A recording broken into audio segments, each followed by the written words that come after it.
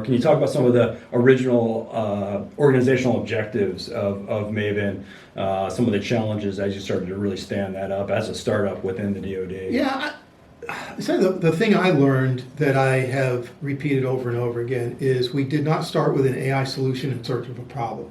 We had a problem, there was no way to solve it without AI. And the problem was too much information coming off of, we'd say drones, they call them remotely piloted aircraft, but these full motion video coming off of tactical drones, medium altitude drones, and no human on the planet could ever get through all the information that was coming off of these. There had to be a way to automate that process. It's mind-numbing work, especially in the Middle East where we had sometimes, let's say, 60 patrols going on, maybe not all simultaneously, and individuals would stare at this full motion video for 12 hours at a time. It was impossibly hard work, mind-numbing work, sheer boredom, and all of a sudden there's life and death situations happening. What could we do to automate as much of that process? Now, we didn't go straight to automation. We were thinking about augmenting and accelerating the process. Not to replace people right away because we had more work than we could ever give to people. So we're always going to need the people. I wanted to have the people focus on the things that humans do best. Right? You've heard how this is described. Humans do things extremely well. Machines do things extremely well.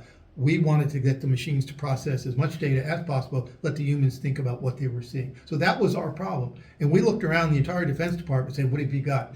In sort of startup terms, we were looking for something that would be a 40, 50x, not a 2x, right? I didn't need something a little bit better. We needed a revolution. And what could really help an Intel analyst get through that data faster? And nothing in the department was ready to be fielding.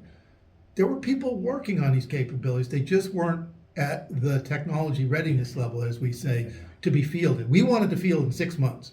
And we did. The first computer vision model that a company came in and helped us with, actually it was their model, and we adapted it for the Defense Department, was delivered 6 months after we were standing up. I'm so proud of that. It was absolutely light speed, crawling by sort of some of the standards of commercial industry, light speed for the Department of Defense. But that was the problem we were trying to solve. And from there we branched into natural language processing, and which is a little bit of a different problem, but some similarities, that there were forces in the Middle East that were picking up all this stuff off the battlefield. I mean, in a literal sense, picking up thumb drives, pieces of paper, whatever it was. How do you translate that as quickly as possible? Because there may be time perishable information that had to get to somebody, or somebody's life could be on the line. And so we made some progress in there. So those were the two, computer vision, natural language processing at the beginning.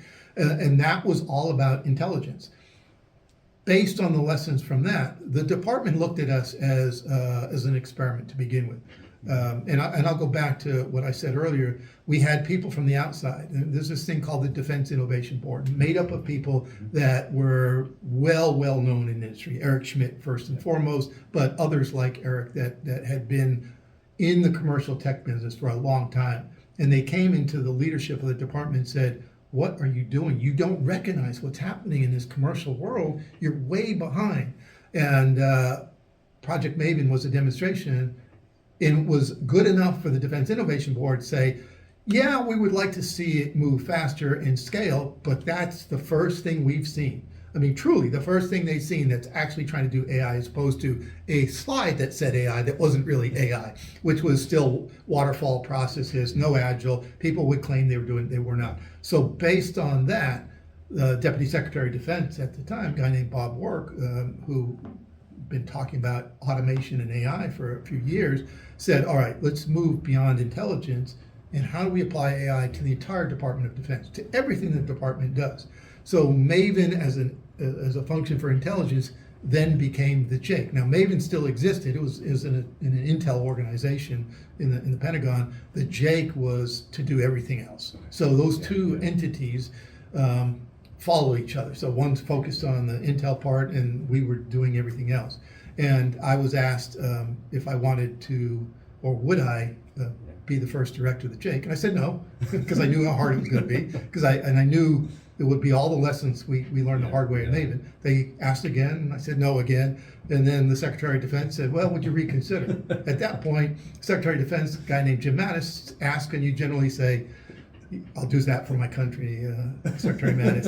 And so I said yes. And I couldn't say no. I wanted to say no, but I couldn't, because I knew how damn important this was. Sure. And it was an opportunity to take all those things I've learned and start building a new organization to do everything other than the intelligence pieces of it.